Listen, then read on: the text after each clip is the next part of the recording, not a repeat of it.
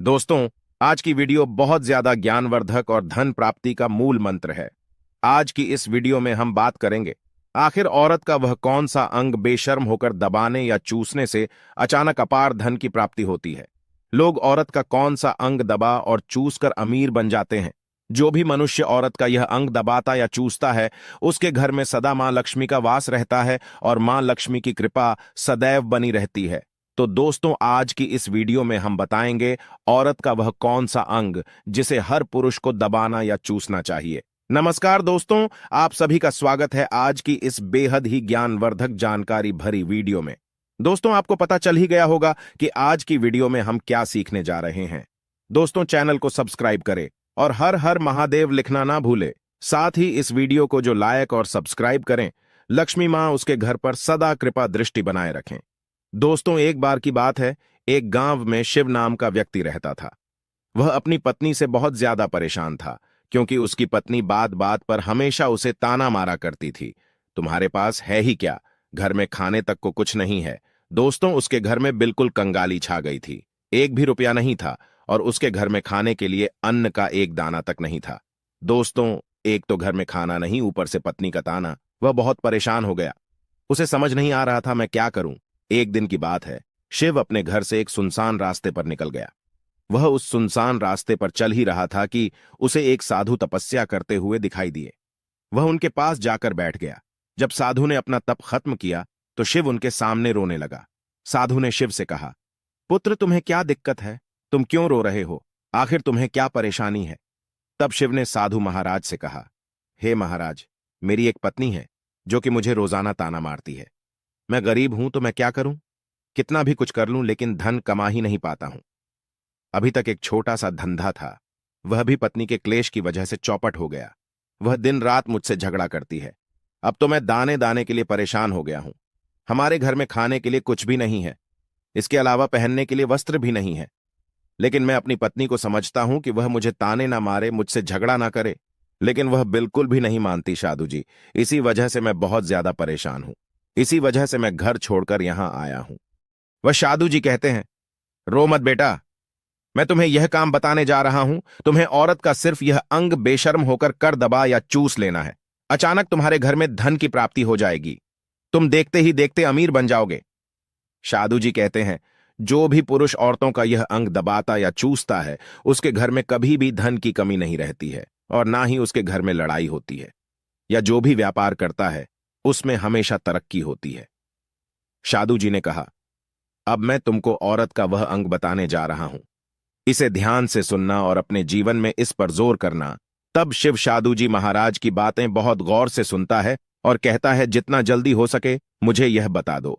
दोस्तों, तभी साधु जी महाराज उस आदमी को एक कहानी सुनाते हैं और बताते हैं, एक नगर में एक किसान रहता था। उसके बहुत सारे खेत थे जिस पर वह दिन रात मेहनत करता था। उसके घर में किसान और उसकी पत्नी रहा करते थे। उस किसान और उसकी पत्नी ने आपस में बहुत ज्यादा प्रेम था। उसके घर में किसी भी प्रकार की लड़ाई झगड़ा या क्लेश नहीं होता था। इसी वजह से उसके घर में सदैव मां लक्ष्मी का वास रहता था और उसके खेतों में इतनी ज्यादा पैदावार होती थी कि वह दिन प्रतिदिन और अमीर होता जा रहा था। उस किसान और उसकी पत्नी ने इतना प्रेम था कि आसपास के लोग उन्हें देखकर जल जाया करते थे। धीरे धीरे उसके पूरे गांव के लोग जान गए, किसान और उसकी पत्नी में बहुत ज्यादा प्रेम है। धीरे धीरे यह बात उस नगर के राजा तक पहुंच गई। दोस्तों, किसान और उसकी पत्नी की बात जब राजा के पास पहुंचती है तो राजा भी उसके प्रेम की काफी ज्यादा तारीफ करते हैं। वह सभी से बताते हैं कि हमारे नगर में एक किसान और उसकी पत्नी रहते हैं, जिनमें कभी भी लड़ाई झगड़े नहीं होते हैं। उन दोनों में आपस में इतना प्रेम है कि मैंने ऐसा अपनी जिंदगी में कभी भी नहीं देखा। एक बार की बात है, राजा पूरे नगर में डिंडोरा पिटवाते हैं कि इस नगर में जितने भी लोग हैं वह सभी अपने घर में घी का दिया जलाएंगे। राजा की पत्नी पूछती है कि आप ऐसा क्यों कर रहे हैं? सबके घर में घी का दिया क्यों जलवा रहे हैं? राजा अपनी पत्नी की बात सुनकर कहते हैं, दीपक प्रेम की निशानी होता है। जिसके घर में घी का दीपक जलता है उसके घर में सदैव प्रेम बना रहता है। और मैं चाहता हूं कि जो प्रेम किसान और उसकी पत्नी के घर में है वह हमारे पूरे नगर में रहे पति और पत्नी के बीच। इसीलिए मैं हर घर में दीपक जलवाना चाहता हूं। दोस्तों, राजा के सैनिक जाते हैं और हर जगह नगर में ढोंढी पीट देते हैं और कहते हैं सभी के घर में रात भर घी का दीपक जलाना चाहिए। दोस्तों, राजा की बात मानकर सभी नगरवासी अपने घर में दीपक जला देते हैं। लेकिन जैसे ही आधी रात होती है, सभी के घर के दीपक बुझ जाते हैं, लेकिन किसान के घर का दीपक वैसे ही जलता रहता है। दोस्तों, दीपक हमेशा किसान की पत्नी जलाती थी, लेकिन उसकी बात नहीं मानती थी। वह हमेशा अपनी मनमानी करती थी। उसका जो भी मन करता था वह वही काम करती थी। लेकिन किसान को इस बात से कोई भी दिक्कत नहीं होती थी, क्योंकि किसान बहुत समझदार था। किसान सोचता था, यदि मैं अपनी पत्नी को रोक टोक करूंगा तो घर में बेवजह ही लड़ाई झगड़ा होंगे। इसी वजह से कई चीजें किसान अपनी पत्नी की ये बातें अनदेखा करता था। किसान इस वजह से अनदेखा करता था कि उसके घर में प्रेम बना रहे। राजा अपने महल में चढ़कर पूरे नगर का नजारा देख रहे थे। उन्होंने देखा कि सारे नगर में किसी के घर में दीपक नहीं चल रहा है, लेकिन किसान के घर में दीपक जल रहा है। तब राजा अपनी रानी से बोलता है कि देखो, किसान और उसकी पत्नी के घर में दीपक जगमगा रहा है, लेकिन पूरे नगर में कहीं भी दीपक नहीं जल रहा है। इसी से पता लगता है कि किसान और उसकी पत्नी में कितना प्रेम है। तब राजा की पत्नी राजा से बोलती है कि जो किसान और उसकी पत्नी में प्रेम है वह किसान की पत्नी की वजह से है, और इसी वजह से उसके घर में इतना ज्यादा प्रेम है। दोस्तों, जब राजा रानी की बात सुनता है तो कहता है, नहीं, तुम्हारा सोचना गलत है। जो प्रेम किसान के घर में है वह उसकी पत्नी की वजह से नहीं है, बल्कि वह किसान की वजह से है। रानी, यहां पर किसान बहुत ज्यादा समझदार है। आपका सोचना गलत है, और यही वजह है जो कि उनके घर में कभी भी लड़ाई झगड़ा नहीं होता है। दोस्तों, राजा कहता है किसान समझदार है, और रानी कहती है किसान की पत्नी समझदार है। दोस्तों, इसी तरह कुछ देर चलता रहा। राजा कह रहे थे किसान समझदार है, रानी कह रही थी किसान की पत्नी समझदार है। इसी बात को लेकर राजा और रानी के बीच काफी झगड़ा हो गया। इसके बाद रानी ने राजा की दाढ़ी उखाड़ ली और राजा ने रानी को उठाकर पटक दिया। इसके बाद राजा कहता है, हम लोगों को झगड़ा करने की जरूरत नहीं है। क्यों ना हम किसान और उसकी पत्नी की परीक्षा ले लें। सारा दूध का दूध और पानी का पानी हो जाएगा। लड़ाई करने के बाद इस बात पर राजा और रानी दोनों सहमत हो गए और दोनों की परीक्षा लेने के लिए तैयार हो जाते हैं। तब राजा अपने महल में जाता है और एक पुरुष सैनिक को बुलाता है और पुरुष सैनिक से बोलता है कि तुम किसान के पास जाओ और जो जो प्रश्न मैं तुमसे बोल रहा हूं वह तुम किसान को बोल देना। वह पुरुष सैनिक बोलता है, ठीक है महाराज। वह पुरुष सैनिक राजा की बात सुनकर किसान के पास जाता है। उस समय किसान की पत्नी खेतों में गई थी, लेकिन किसान की कुछ तबीयत ठीक नहीं थी, इस वजह से वह खेतों पर नहीं गया था। इस समय पुरुष सैनिक किसान के घर पहुंच जाता है और किसान से कहता है, मैं राज दरबार से आया हूं, राजा साहब ने मुझे भेजा है। दोस्तों, किसान कहता है, बताइए मैं आपकी क्या सेवा कर सकता हूं। आप बैठ जाइए, मैं आपके लिए पानी लेकर आता हूं।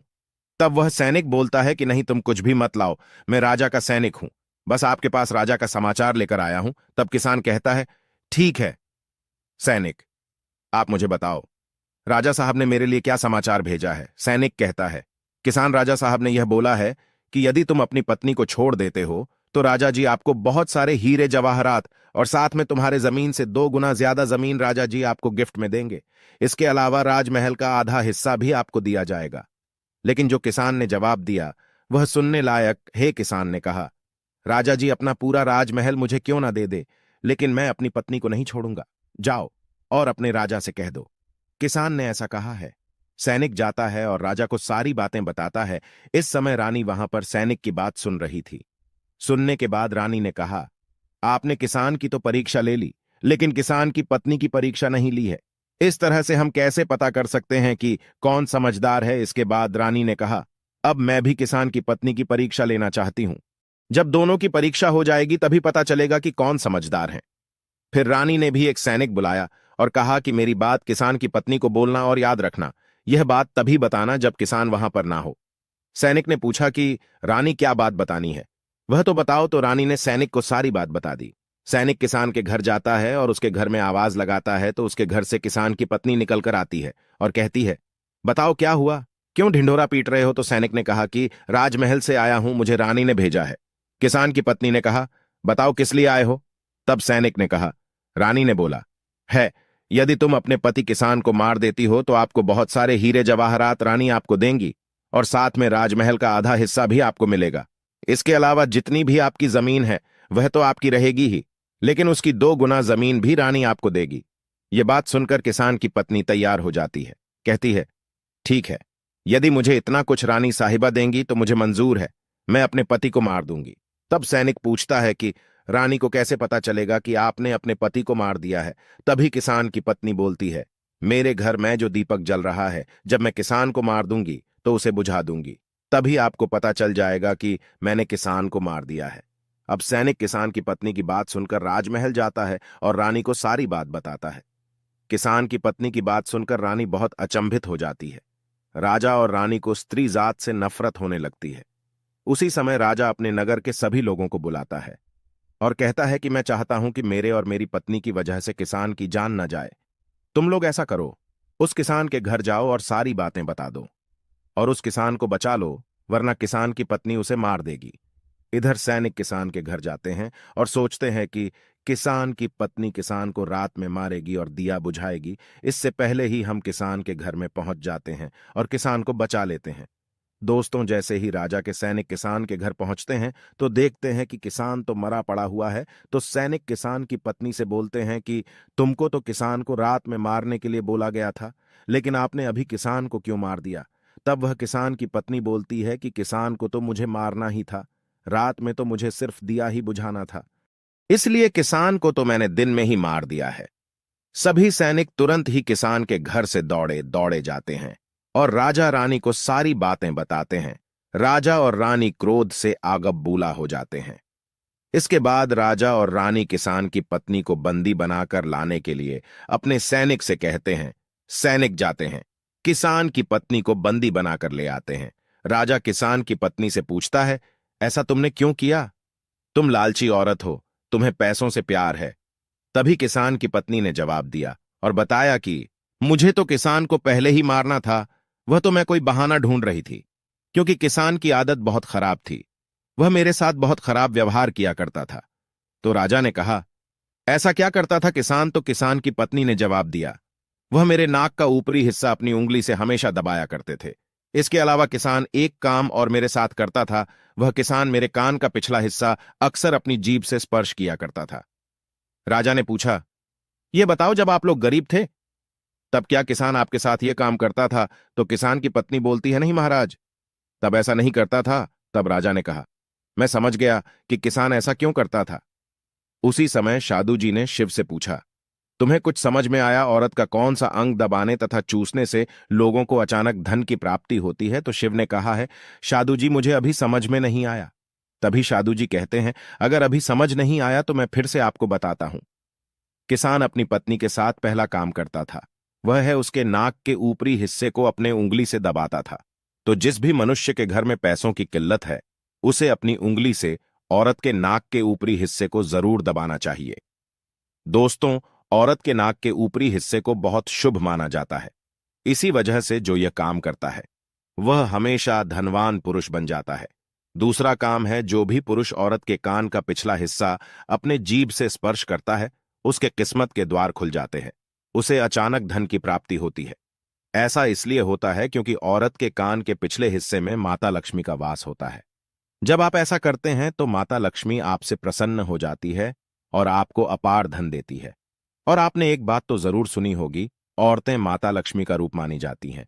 इसी वजह है इस संसार में जो भी मनुष्य यह दो पवित्र काम करता है, उसका घर धन से भर जाता है, जो कि इस कहानी में किसान भी अपनी पत्नी के साथ करता था। लेकिन आप जब भी ऐसा काम करें तब आपको अपनी पत्नी को पूरी बात बता देनी चाहिए, अन्यथा आपके जीवन में इसी तरह अनर्थ भी हो सकता है। दोस्तों, आज का ज्ञानवर्धक वीडियो कैसा लगा कमेंट करके जरूर बताएं और हां, कमेंट में हर हर महादेव लिखना ना भूलें। धन्यवाद।